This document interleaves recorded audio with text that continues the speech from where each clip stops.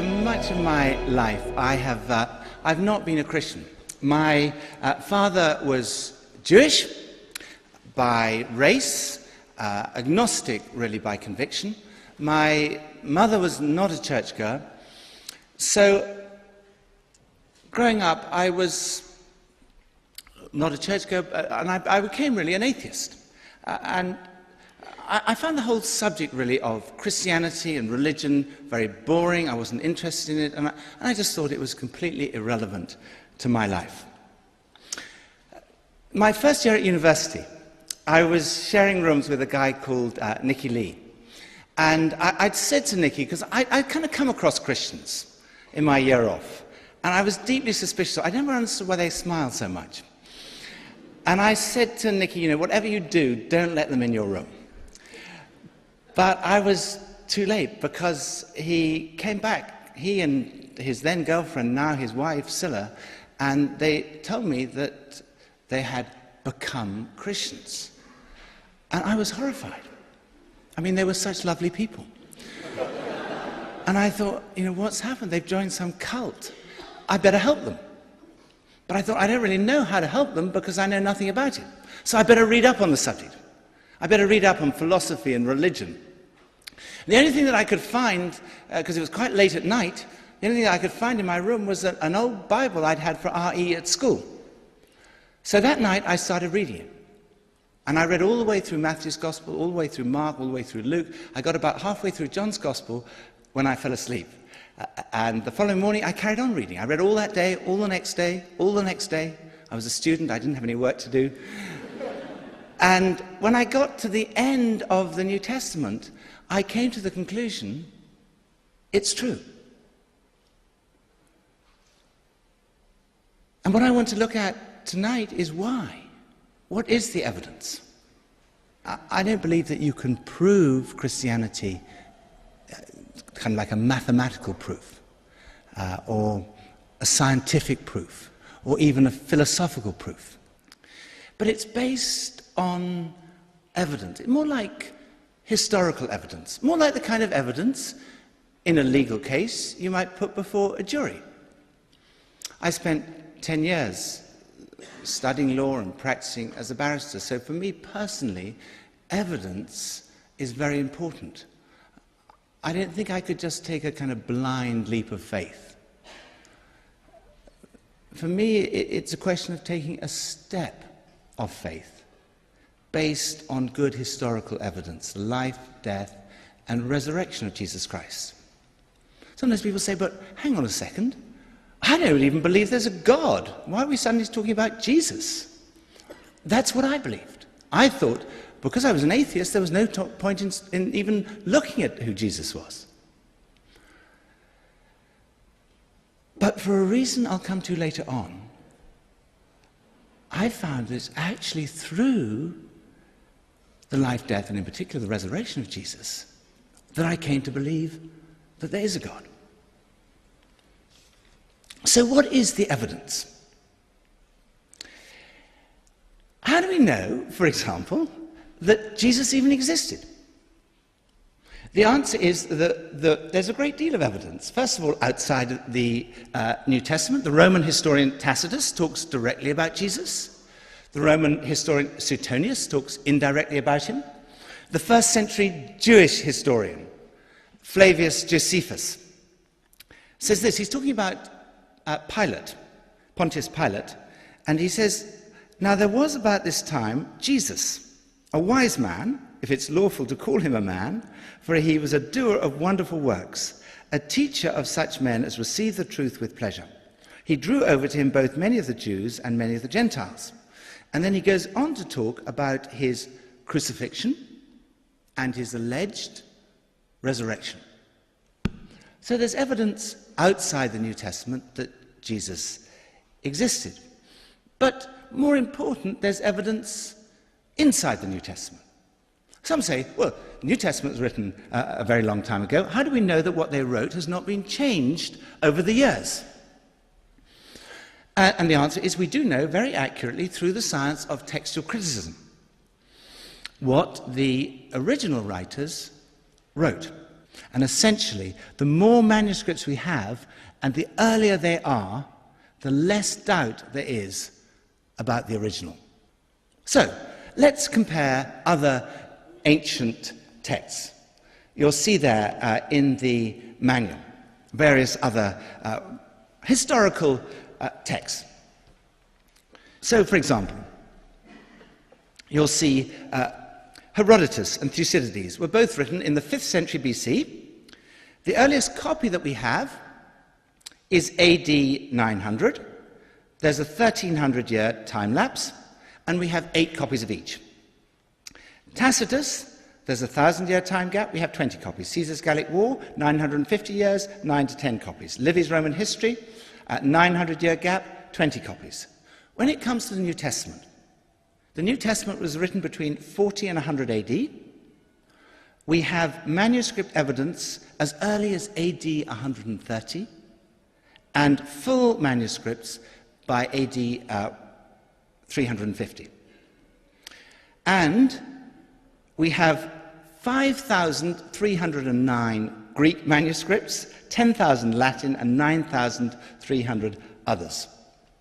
So, one of the greatest textual critics ever, F.J.A. Hort, said this: "In the variety and fullness of the evidence on which it rests, the text of the New Testament stands absolutely and unapproachably alone amongst ancient prose writings." And no secular historian would disagree with that conclusion. Sir Frederick Kenyon, who's an expert in this field, sums it up like this: "The interval then between the dates of original composition and the earliest extant evidence becomes so small as to be in fact negligible, and the last foundation for any doubt that the scriptures have come down to us substantially as they were written has now been removed. Both the authenticity and the general integrity of the books of the New Testament may be regarded as finally established." So, we know from evidence outside and inside the New Testament that he existed, but who is he?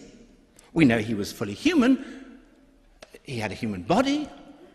He ate, he drank, he sweated, he got tired, he suffered pain.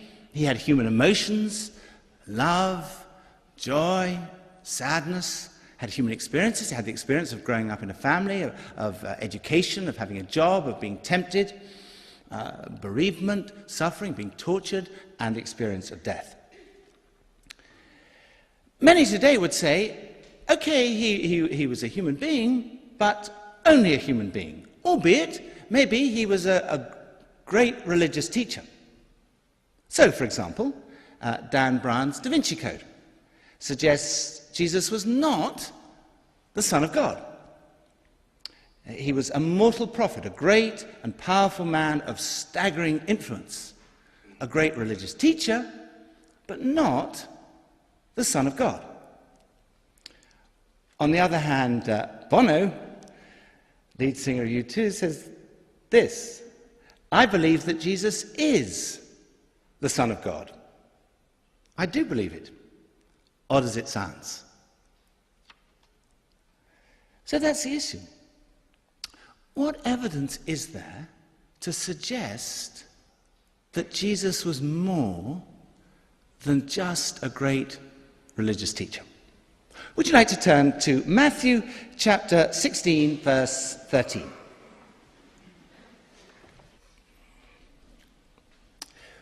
When Jesus came to the region of Caesarea Philippi, he asked his disciples, "Who do people say the Son of Man is?" Son of Man was Jesus' favorite way of referring to himself. "Who do people say I am?" They replied, "Some say John the Baptist, others say Elijah, others say Jeremiah or one of the prophets." In other words, people are saying, "You're a great religious teacher." "But what about you?" he asked. "Who do you say I am?" Simon Peter answered, "You're the Christ, the Son of the living God." It's possible to be with someone for a long time and not realize who they are. I love playing squash, and I play squash pretty regularly, but at the squash club that I belong to, there's also a gym, and sometimes if there's no one to play squash with, I go into the gym. One time, some time ago, I went into the gym and I was doing some weights there, and there was a great big guy who actually I didn't realise who he was. His name is Paul Ackford. He was an England rugby international, ex-policeman, weighs about 230 pounds, and I was doing weights with him. He was lifting huge weights. I was lifting puny little weights. But afterwards, we were chatting in the changing rooms upstairs, and I was trying to make polite conversation. So I said, do you do any other sport? I meant apart from weightlifting. I think he assumed that I must know that he played rugby, so he said, yeah, he said, I play a bit of squash. So I said, oh, is squash your main sport? He said, no, he said, I play rugby. So I said, oh, really, do you play for a club? He said, yeah, he said, Harlequins. So I said, oh, Harlequins, I've heard of them, they're rather good, aren't they? He said, yeah. I said, don't they have some England players playing for them? He said, yeah, 5. So I said, have you ever played for England? He said, yeah. I said, when did you last play for England? He said, 2 weeks ago in the World Cup. And I looked at him, I said, you're Paul Ackford. I'd been with him all that time, and I hadn't realized who he was. And the disciples looked at Jesus and they said, you're the Christ, the Son of the living God. Now the question is, were they right? What is the evidence? There are 2 parts to this argument, really, because the first part is who did Jesus think he was?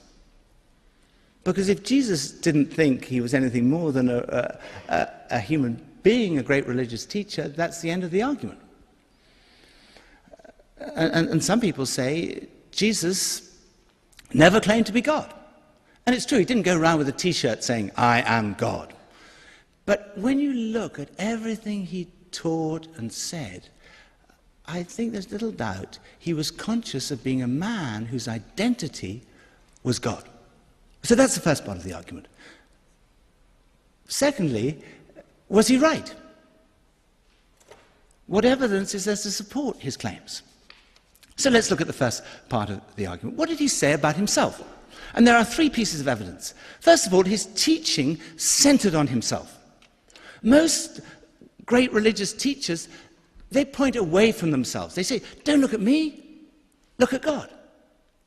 Jesus, who was the most humble and self-effacing person who ever lived, in pointing people to God, pointed to himself. He said, it's through me that you come into a relationship with God. We all have a kind of, what you might describe as spiritual hunger. 3 20th century psychologists all recognize this. Freud said, people are hungry for love. Jung, people are hungry for security. Adler, people are hungry for significance. Jesus said, I'm the bread of life. In other words, if you want that spiritual hunger satisfied, come to me. Addiction is a major problem in our society. Jesus said, if the Son sets you free, if Jesus sets you free, you will be free indeed. Many people are depressed, disillusioned, in despair. They're in a dark place.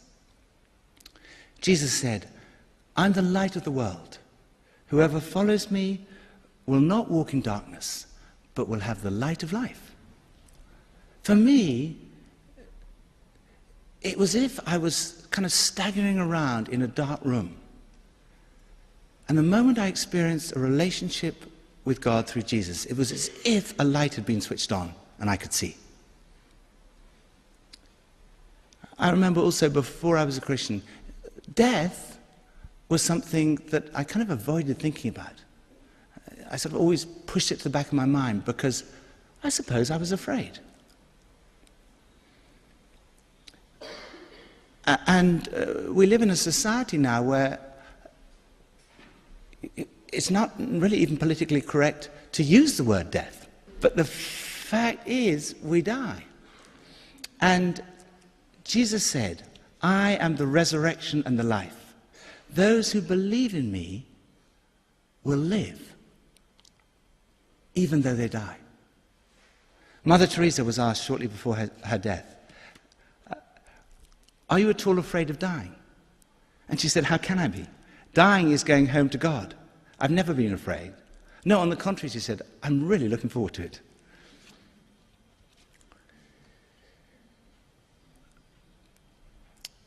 I think most people recognize, don't they, that materialism can in itself never satisfy. And people are looking for some kind of spiritual reality. Jesus said, I'm the way. People are looking for values on which to base their lives. Jesus said, I'm the truth. I think all of us want some ultimate meaning, purpose to our lives. Jesus said, I'm the life. Other people said, that's the way, that's truth, that's life. Jesus said, I'm the way and the truth and the life. He said, if you receive me, you receive God. If you welcome me, you welcome God. He said, if you have seen me, you have seen God. I heard about a 5-year-old child who was drawing a picture. And mother said, what are you doing? The child said, I'm drawing a picture of God. So the mother said, don't be silly, you can't draw a picture of God. Nobody knows what God looks like. So I said, well, they will do when I've finished my picture. Jesus said, if you want to know what God looks like, look at me. Second piece of evidence is a kind of indirect piece of evidence. Jesus said a number of things which, although they weren't direct claims to be God, show that he regarded himself as being in the same position as God. Take one example. Jesus said to people, your sins are forgiven. To forgive those who've sinned against us is something that we can all do. But to forgive those who've sinned against others is something only God can do. Third piece of evidence is his direct claims, if you like. Would you like to turn in your Bibles to John chapter 20, verse 26? John chapter 20, verse 26. This is after the resurrection. Jesus appeared to a group of the disciples, but Thomas was not there. And when these disciples, who were friends of Thomas, said to him, Thomas, we've seen Jesus risen from the dead. Thomas said, I'm not going to believe that. I'll only believe if I can actually see the nail marks in his hands and actually put my finger in his side. And then we pick up the story at the end of verse 26. Jesus came and stood among them and said, peace be with you. Then he said to Thomas, put your finger here, see my hands. Reach out your hand and put it into my side. Stop doubting and believe. Thomas said to him, my Lord and my God. Thomas called him God. And Jesus didn't say, hey, hang on a second. That's going too far. What he said to him, well, you were a bit slow to get the point. He says, then Jesus said to him, because you've seen me, you have believed. Blessed are those who have not seen and yet have believed. If you only had time, if somebody says to you, Jesus never claimed to be God, and you only had time to show them one verse, I don't recommend doing it on one verse, but if you only had time, I would suggest showing them John chapter 10, verse 30 to 33. The background is that a claim tantamount to a claim to be God was blasphemy in the eyes of the religious leaders, and it was worthy of death by stoning. And Jesus says this, verse 30, I and the Father are one. Again, they picked up stones to stone him. Then Jesus said to them, I have shown you many great miracles from the Father. For which of these do you stone me? We're not stoning you for any of these, they replied, but for blasphemy, because you, a mere human being, claim to be God. So that's the first part of the argument. What did Jesus say about himself? Obviously, claims like these need to be tested, because all kind of people claim to be all kinds of things.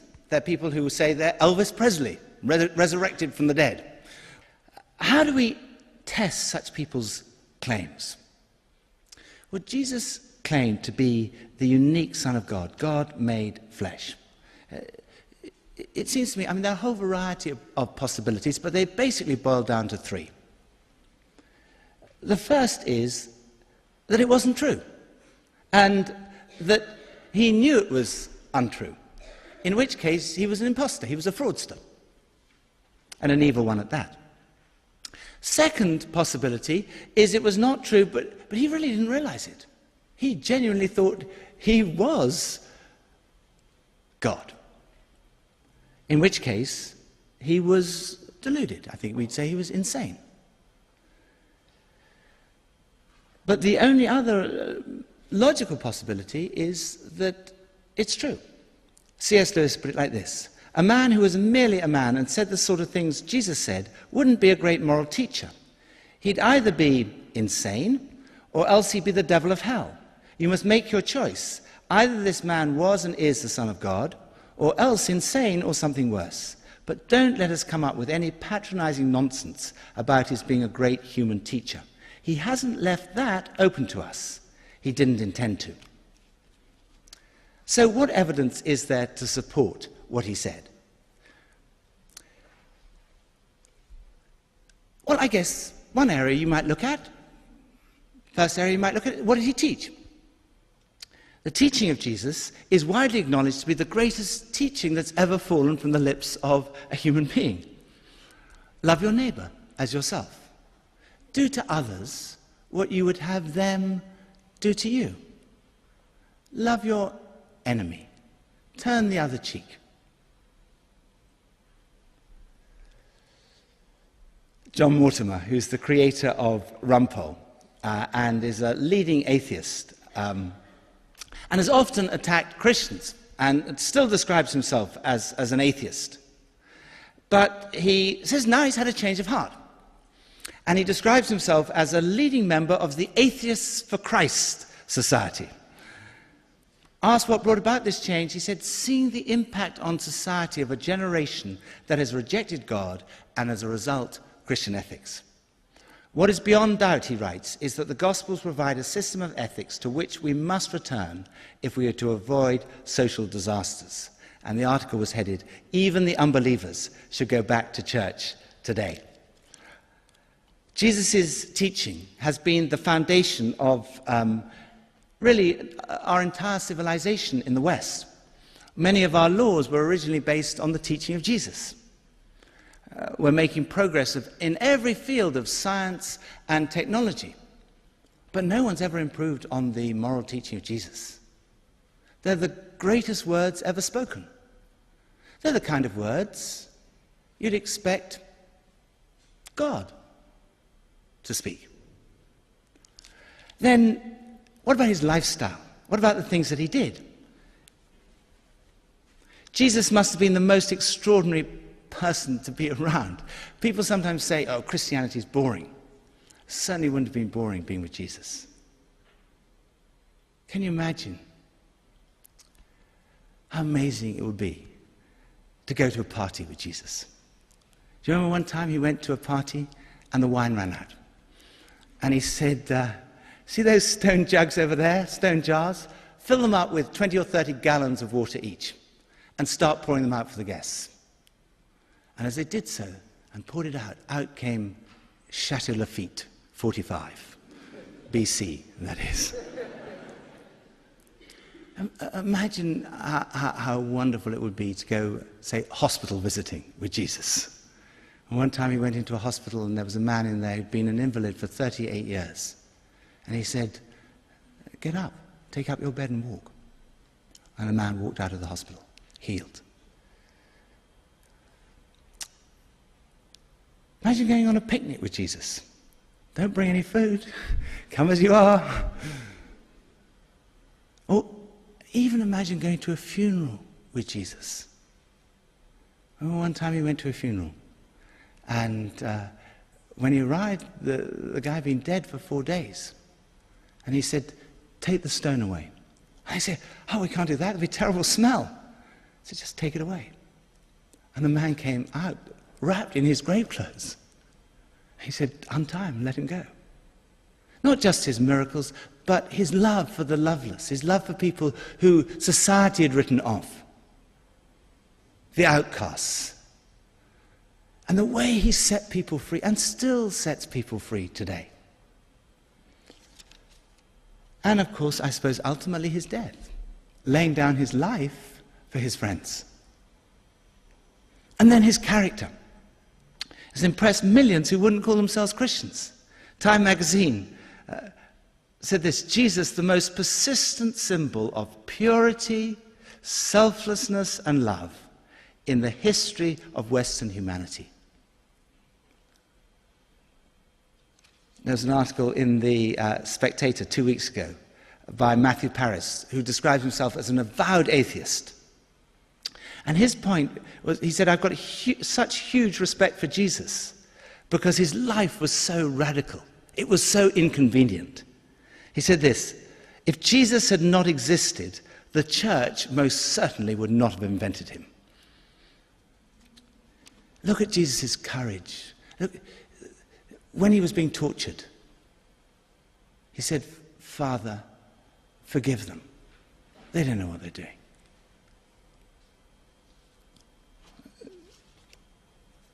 One of the things said about him in the Gospels is he has done all things beautifully. Dostoevsky described him as infinitely beautiful. Could such a person really be evil or unbalanced? Fourth piece of evidence is his fulfillment of Old Testament prophecy. No one else in the history of humanity has had a whole collection of books written about them before they were born. Jesus fulfilled over 300 Old Testament prophecies, spoken by different voices over hundreds of years, 29 of them in a single day. It could be suggested he was a kind of clever con man who deliberately set out, he read all these prophecies and he thought, right, I'm going to go through and I'm going to fulfill them in my life. The difficulty with that is, first of all, the sheer number of them, and then the fact that, humanly speaking, he had no control over many of these things. There were prophecies about the exact manner of his death, about the place of his burial, even about the place of his birth. You know, if there's a con man looking through, oh, goodness, I'm supposed to be born in Bethlehem. It's too late.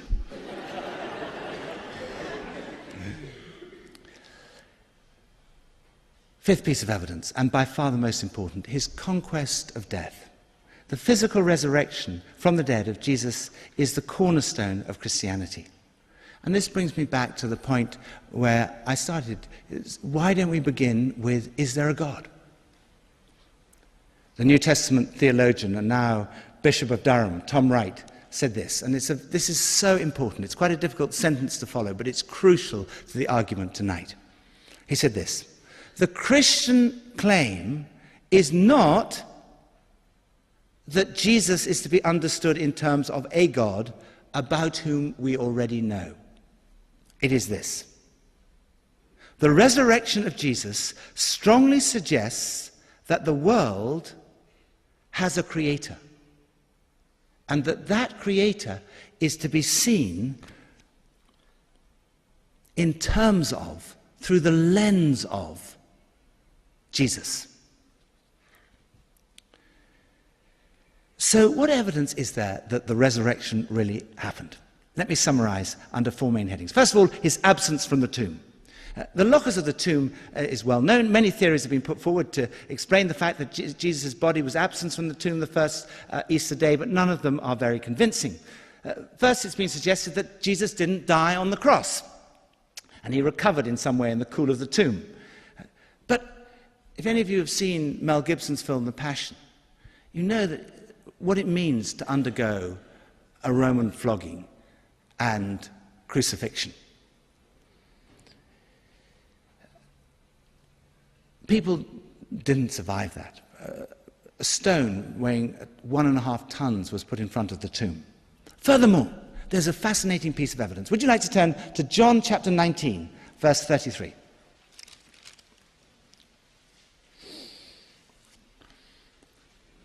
But when they came to Jesus and found that he was already dead, they did not break his legs. That breaking legs was to speed up death by crucifixion.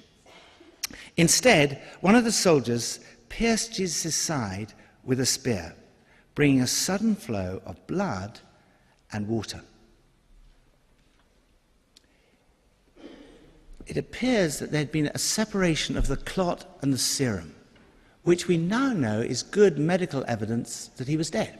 But they didn't have that medical evidence at the time. They were simply writing it because that's what happened. Then people have said, well, maybe the disciples stole the body, and then they began a rumor that Jesus had been resurrected. But leaving aside the fact that the tomb was guarded, it's psychologically improbable that here is a depressed, disillusioned group of people. Look at what they had to go through for their beliefs. I have a friend called Ian Walker, who's a scientist at Cambridge. He became a Christian because he said he could not believe that the disciples would have been willing to be tortured and die for something that they would have known, if they'd taken the body, was not true. Others said, well, maybe the authorities took the body. That's the least probable of all, because if they had the body, all they had to do when people were saying Jesus is risen from the dead was to say, no, he's not. Here's the body. Look how quickly we were shown the bodies of Saddam Hussein's sons when they were killed, because they wanted us to know they were dead. Other people say, well, maybe robbers stole the body. That's the least likely of all, because I haven't actually talked about the empty tomb, because the tomb was not empty. Jesus' body was absent. When the disciples got to the tomb, they found the grave clothes, which were the only valuable thing, the only thing that for robbers to take. They had collapsed, like a caterpillar's cocoon when the butterflies emerged. And the headpiece that had been around Jesus' head had been folded up and put in a separate place. And when they saw that, they believed. Second piece of evidence. First, the absence of Jesus' body from the tomb. Secondly, his presence with the disciples. He was seen. Sometimes people say, well, hallucination.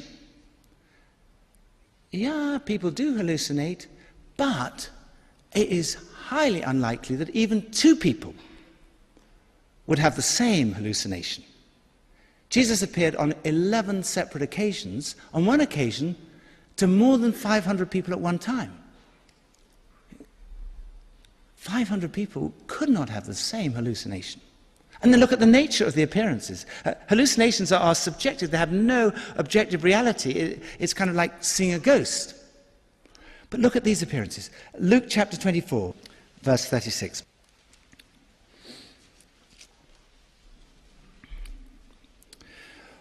While they were still talking about this, Jesus himself stood among them and said to them, "Peace be with you."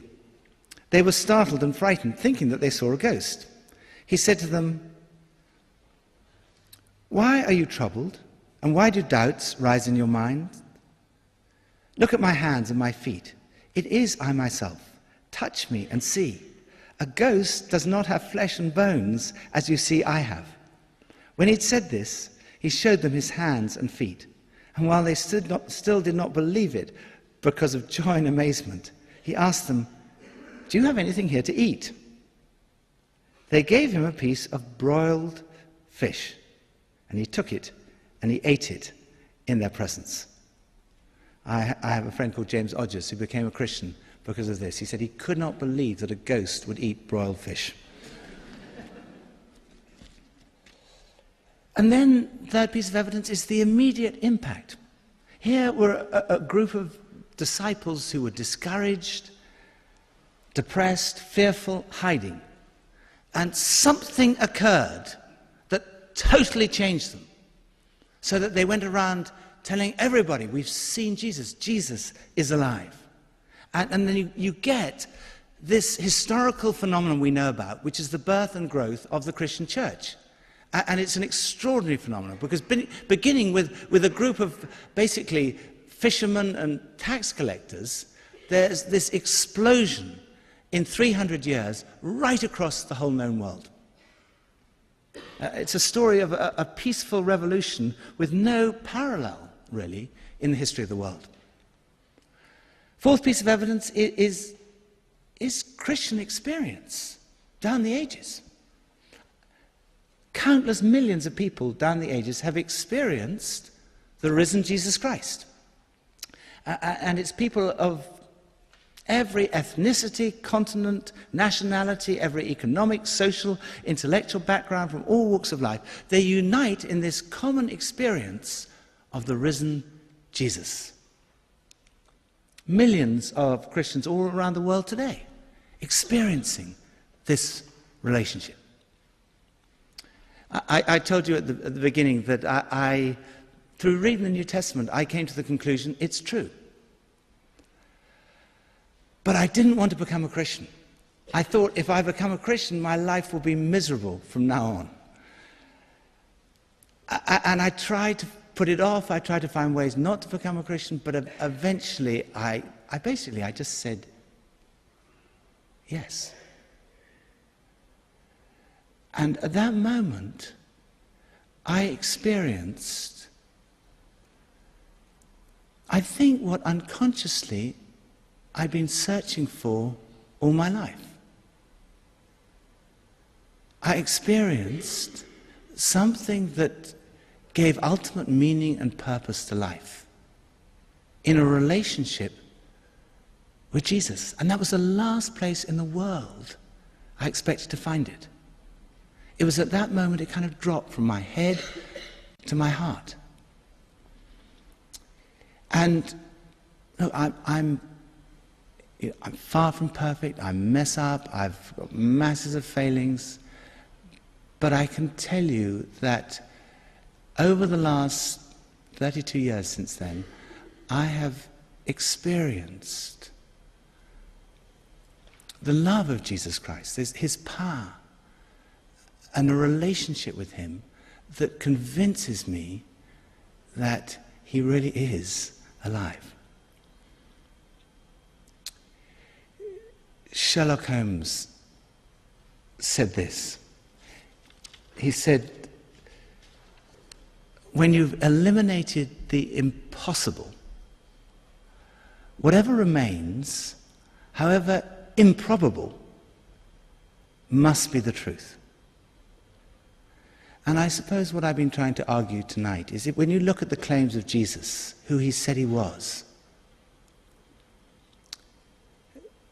and the possibilities of him being evil or deluded, I think we can rule them out as being impossible. When you look at his teaching, his life, his character, his fulfillment of prophecy, his resurrection from the dead, those explanations become, to say that he was evil or deluded is kind of absurd, it's illogical. And therefore, the point that Sherlock Holmes made, when you eliminate those, whatever remains must be the truth. And actually, when you look at those, they lend the strongest possible support to Jesus' own consciousness of being a man whose identity was God. C.S. Lewis put it like this. He said, we're faced then with a frightening alternative. The man we're talking about was and is just what he said, or else insane or something worse. Now it seems to me obvious that he was neither insane nor a fiend, and consequently, however strange or terrifying or unlikely it may seem, I have to accept the view that he was and is God.